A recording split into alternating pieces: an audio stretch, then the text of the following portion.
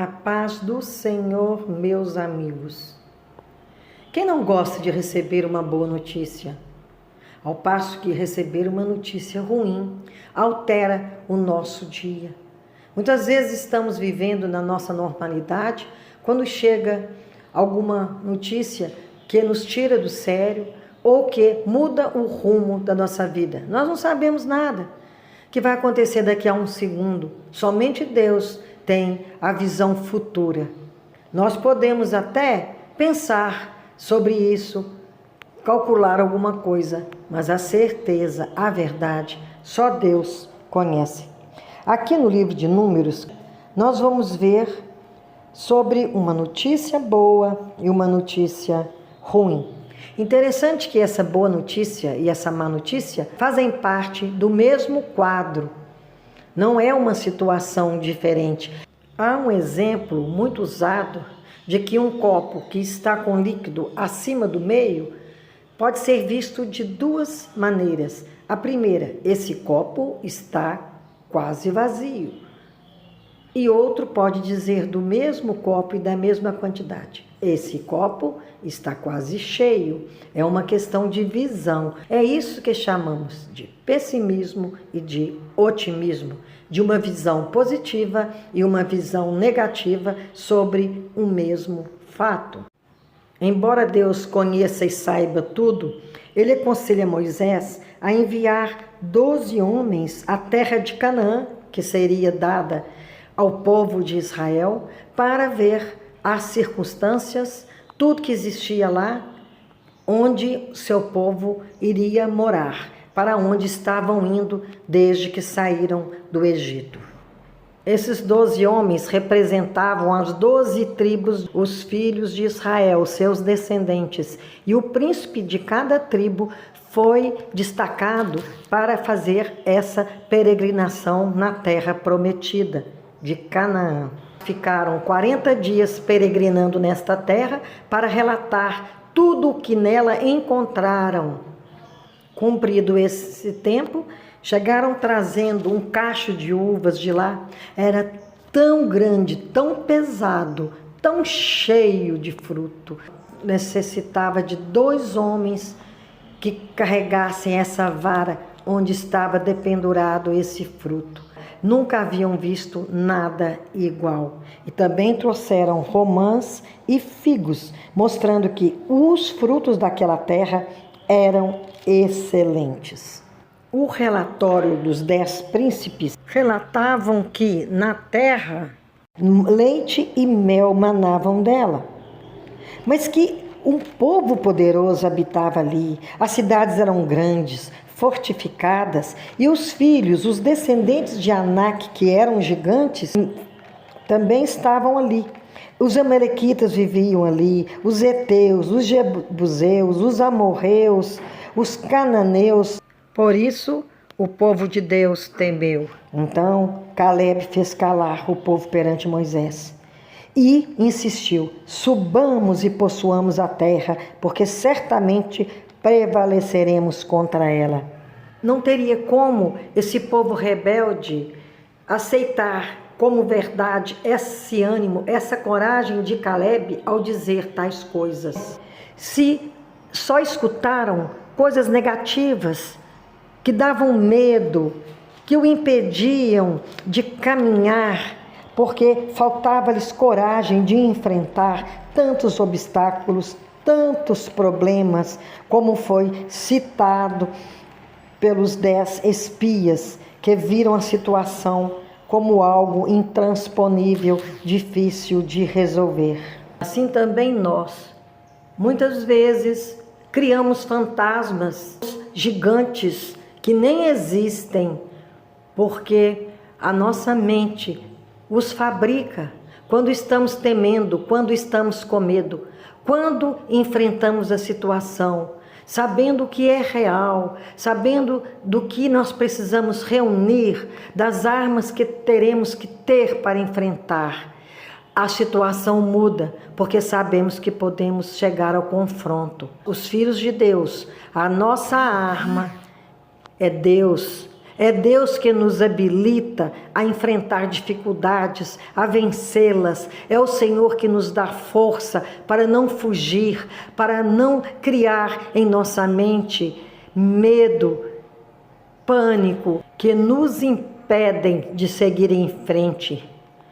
Muitos dos medos que alimentamos jamais irão acontecer. Damos corda, alimentamos coisas tão negativas e começamos a fazer com que elas vão se agigantando além da conta, materializando-se em nossa mente como reais. Esse ânimo, essa coragem de Josué, a fonte que sustentava nessas afirmações, provinha do Senhor. Mas os homens continuavam a insistir na negatividade e diziam que não poderiam passar pela terra porque seriam devorados pelos moradores. Eram homens de grande estatura, gigantes, contra os quais não poderiam lutar. Eles estavam trazendo à terra uma má fama. Contra eles estava um Deus que os sustentaria. O Senhor não teria lhes dado a terra se não fosse sustentá-los, não só na sua ida, na sua trajetória, mas também nessa terra, caso eles obedecessem e seguissem os estatutos e juízos do Senhor, não prevaricassem contra Deus, os faria vencer contra qualquer tipo de obstáculo, de dificuldade e de gigantes também. Esse povo rebelde chorou a noite inteira, toda a congregação, e começaram a dizer que seria melhor se tivessem morrido na terra do Egito ou mesmo tivessem caído no deserto. Nós, no tempo de hoje, não somos diferentes. São tantas beneficências de Deus, são tantas bênçãos diárias. O Senhor cuida de nós o tempo todo. O Senhor nos ampara nas dificuldades, mesmo que não nos livre de alguns problemas, mas o braço do Senhor está estendido a nosso favor, nos sustentando, nos dando condição de permanecermos de pé. E caso cairmos, o Senhor nos levanta com braço forte. Sua mão está estendida para seus filhos, mas temos que crer. Se cremos, constataremos a glória de Deus em nossa vida. Porque nós, os seres humanos, somos tão ingratos. Nós somos ingratos com este que nos concede tudo, que nos deu a vida, que nos sustenta em nossa caminhada, em nossa trajetória terrena, e não nos deixa resvalar para o abismo, nos sustenta em nossa salvação. O Senhor é bom, o Senhor é misericordioso, a sua misericórdia dura para sempre. Diante da fala temerosa do povo, Arão e Moisés caíram sobre o seu rosto perante toda a congregação dos filhos de Israel.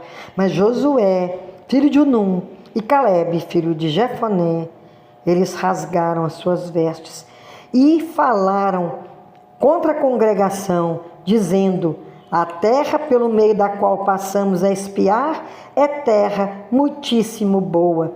E impõe uma condição que também serve para nós.